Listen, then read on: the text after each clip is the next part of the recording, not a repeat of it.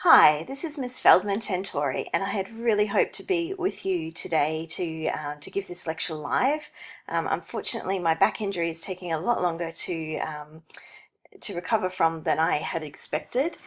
So please accept my apologies that I can't be there in person, but I hope that you can still get the information that you need from this online lecture, and you can watch it today. So last week you had an online lecture about analyzing and creating content, and this week we're talking about sharing and measuring. And then workshop number 3, which usually would be next week, but because of the holidays and then the Think Fest that we're having at the university, it will be the week after. This is part of your Year 3 minor, as you know, and there's a lot of concepts that connect to e-business, integrated marketing, communication, and marketing, and it will prepare you for the internship and thesis. So even though I again apologize that I can't be there with you in person, one of the benefits of that not happening is that it will help prepare you for a future in business, because a lot of business is online and digital these days. So depending on which company you go and work for in the future and do your internship and thesis, there will be quite a lot of long distance collaboration and online digital tools that you'll be using. So I hope that by this experience, it gives you a little bit of preparation for that. So in today's lecture, we will talk about these things. So firstly, the client brief. Knowing that I may not be able to be with you today as well, I have organised for Miss Verboom to speak to you this morning, and I'm recording this fairly early in the morning, but she'll be there with you at 10:30, and the details are on Blackboard and the rooms in your schedule. I had asked you to read the brief that is on Blackboard and come prepared with any questions. It's only 2 pages long, but it gives you a lot more specific information for your assignment than the general document that I gave you, and it simulates what would happen in the business world when you're working with creating digital content, in that the client will give you details and then you work with them to create your content. So analyzing and creating, a recap from last week. The good thing about the lecture being online is you can go back and watch it if you'd like, and you can find the link on Blackboard. But content should basically inform, inspire, educate, and entertain. Behind that, companies really do still want to sell or change behavior. However, they can't really get away with that in the modern online digital environment. They need to grab attention and usually do that through one of these 4 things. Even though there's billions of bits of content out there, you can really break it down into images, video, text, audio, or a combination of those things. And brands need to choose which platform they're going to use. So of course, Facebook is one of the most popular, but depending on your target market, who you're trying to reach, what the company has used in the past, what they may use in the future, you'll need to choose which platforms to create content for. Brands should have a purpose and a plan. So I've given you a few questions to get you and your group thinking about what you want to achieve when you're creating content, what you want people to do, how you're going to measure it, and any other ideas. You also need to take tools, time, and budget into consideration, regardless of whether you're working for a really small one-person business right up to the big brands. You're going to have some kind of limitations, resources. There's a lot of amazing tools out there we'll talk about a bit later, which will make creating content a lot easier for you. And I've watched this change in the last few years. This is absolutely a digital trend that in the past, for example, you needed to know how to use Photoshop if you wanted to create a good picture. Now there's a lot of great tools that can help you with that and mean that you can create amazing content with a very limited budget, but you still need skills. Do you have money to spend, of course, on this project? No, but brands will usually have a budget, and you've got to think about the most effective way to use that. As I mentioned, there's a lot of amazing tools. I will put a couple of ideas on Blackboard, but this project and this assignment is a really good opportunity, particularly for those of you who love being creative, to experiment a little bit.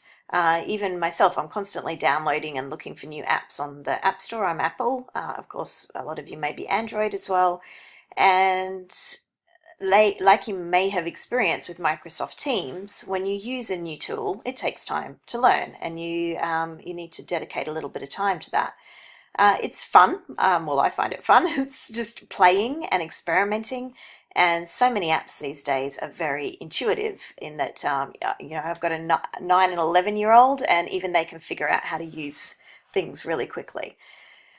So take a look at tools. I'm going to leave that quite flexible for you, so you can experiment with whatever you'd like to experiment with, and decide with your group which tools you will use.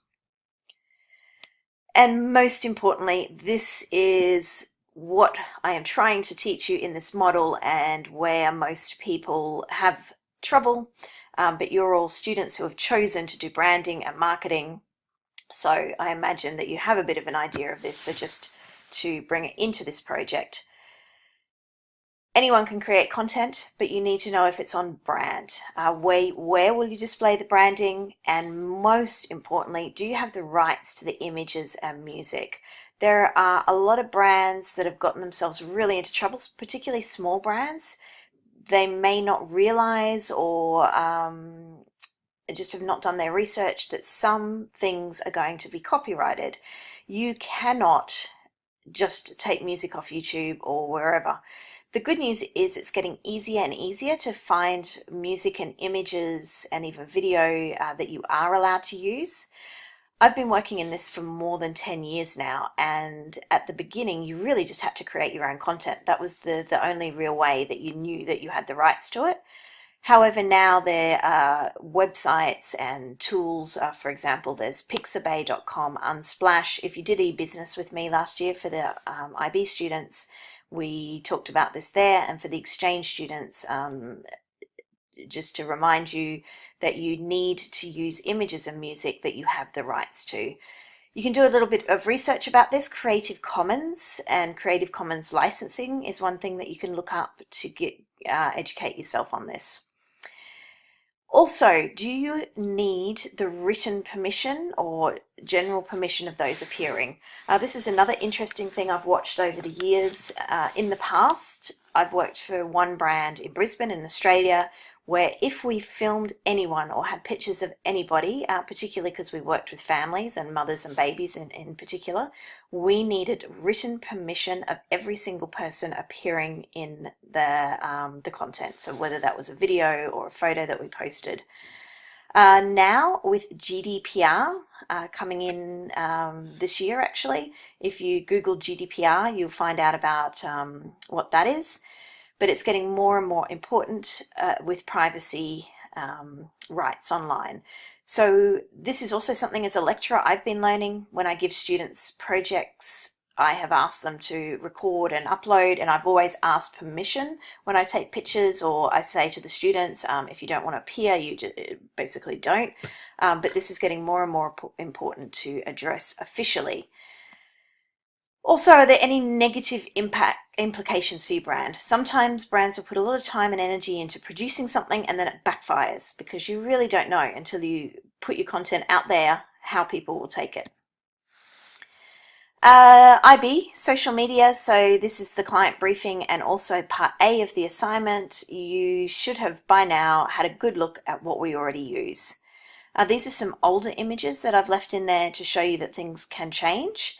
And I had a few questions. Are we focusing on IB, or are we focusing on the Hague University of Applied Sciences? The assignment was to focus on IB as it was written on the front page. However, if you were doing kind of a brand within a brand, then you need to look at how IB fits in the bigger picture. So IB is, of course, part of the whole university, and I had the great opportunity to work with them for the marketing and branding department from January to May this year, and I created a overview of the content strategy for them. So that was quite an interesting project where I got to have a look at all the behind the scenes of the branding and the challenges that they face. We've also had a change last year from IBMS to IB, so that has been quite a branding challenge. You can ask Ms. Verboom any questions about that, and the branding has had to change due to that. These are some of the official channels, as you would have discovered when you were doing your social media audit. We have an Instagram account, we have a Facebook account, and we have a LinkedIn. There's also some unofficial channels out there. So this is a website that a previous student did. I think it was for an e-business assignment, and I've checked this morning and that is still live. This is what I think was a great concept by a student to do a blog about what life was like for IBMS. So you can go and have a look at that if you like. But the challenge for a brand is often fans or people that aren't actually employed by your organization, or even the marketing department, will start up their own channels. Now, from a brand perspective, that can be quite difficult to manage because that's your brand's reputation. I have also done the same. I've set up an ibtalks.wordpress.com. I did this as an experiment for eBusiness and when I was organizing some guest lectures and I wanted to capture some information. Now, I have talked to the marketing and branding department. This is still not an official channel and I'm leaving it there right now just as a experiment, but be aware that there are unofficial channels out there as well. I just wanted to spend a little bit of time talking about sharing content. Why do people share content? Why would something go viral?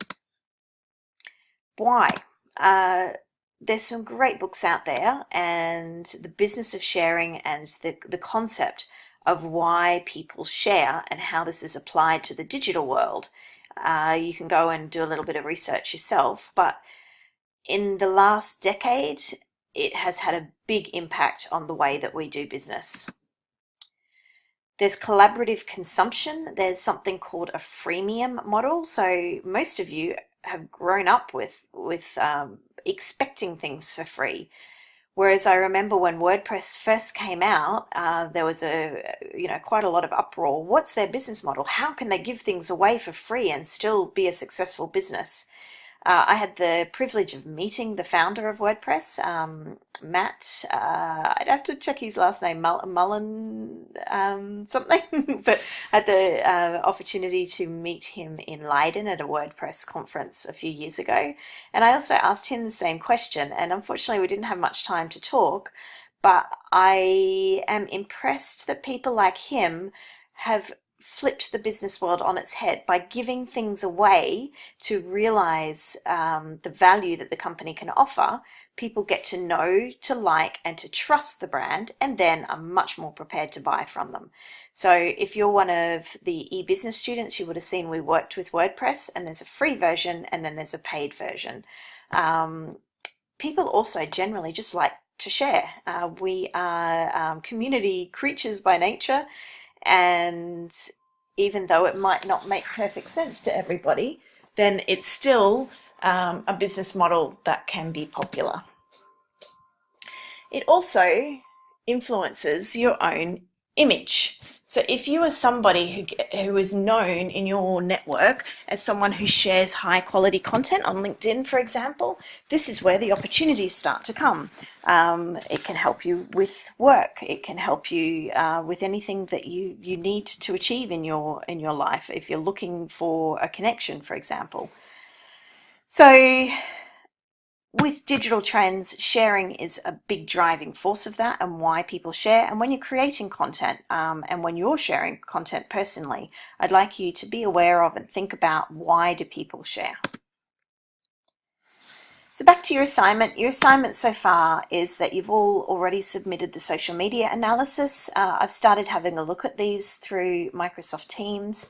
Unfortunately, with this injury of mine, I'm a lot slower than I would like to be at getting through everything, but I am working on reading them all and giving each team some feedback and a grade for part A, so keep an eye on Microsoft Teams over the next few days. Thanks also for working with me on that experiment. It's the first time I've had assignments submitted on Microsoft Teams. From what I understand, you can't see each other's assignments. I wasn't quite sure how that all worked, but you should be able to see the feedback and the grade when I put it in there. And the next part that you need to submit is part B, which is the template. And really this is just planning your content, so getting together as a group and writing down what you're going to produce and how, and then you'll actually create the content.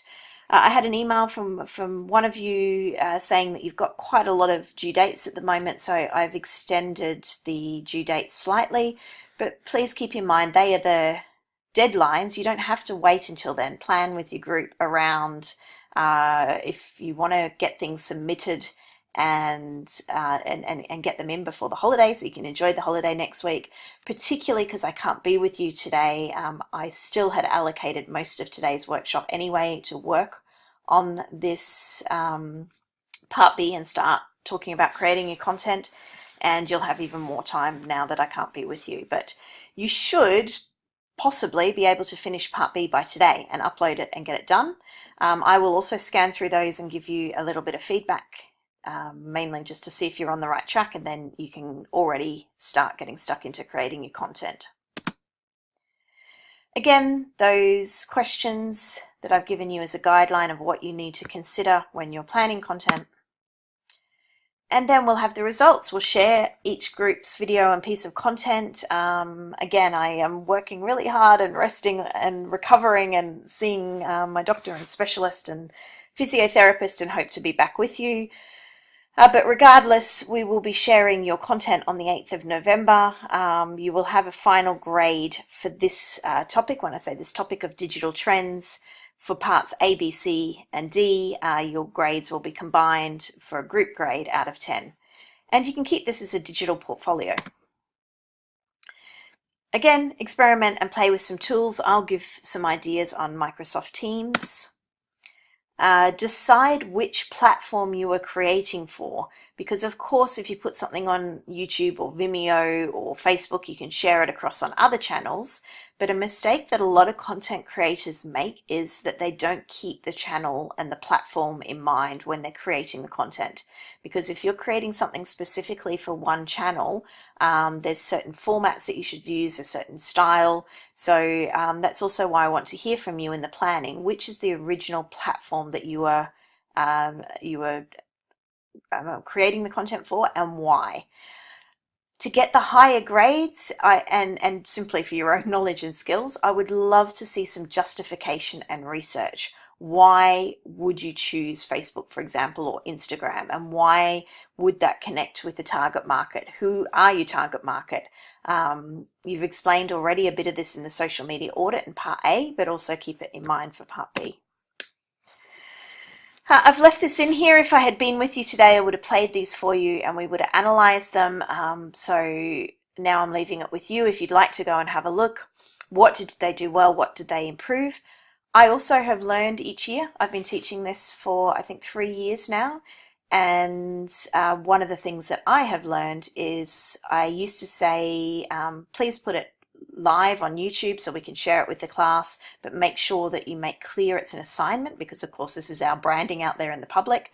I'm changing that this year and asking you to submit via Microsoft Teams, because we, as the representation of the brand, myself, Ms. Verboom, need to have a look at the content first. The other lesson that I've learned is there's a lot of great videos and interesting videos, but we would only want to use parts of them for various reasons.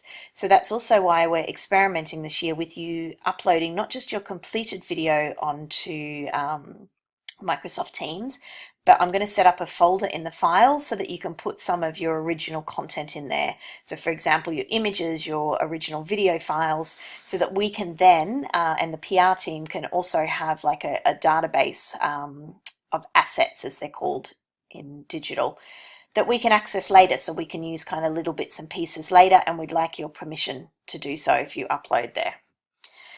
But if you want to get a bit of inspiration from previous minors, we have a YouTube channel that I have kept the previous ones live on there if you want to go and watch some of them.